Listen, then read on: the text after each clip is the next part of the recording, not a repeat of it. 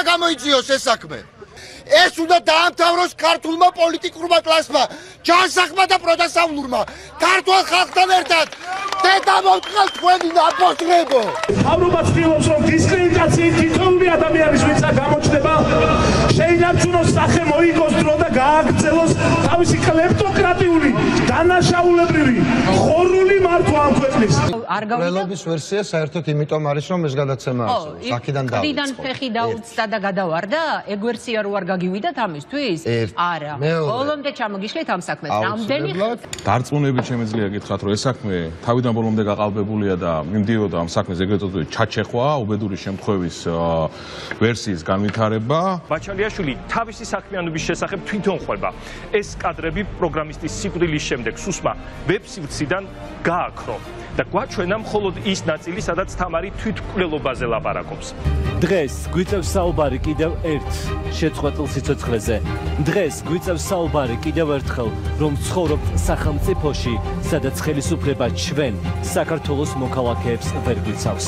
დღეს კიდევ ერთხელ გვიწევს საუბარი იმის შესახებ, რომ რეალურად ქვეყანაში პოლიცია და საგამოძიებო უწყებები არ გვყავს.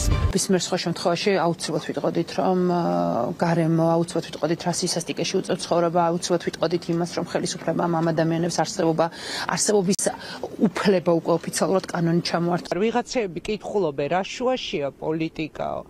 როგორ არ არის შუაში? სახელმწიფომ სრულყოფილად არ შეისწავლა ის ბუნებრივი საფრთხეები, რომელიც მომდინარეობდა.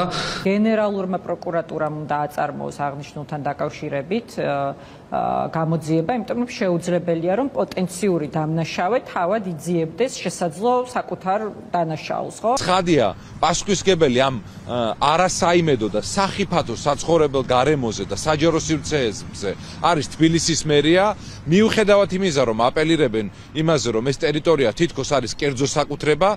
ძალიან დიდი ტრაგედია მოხდა 16 წლის მოზარდი.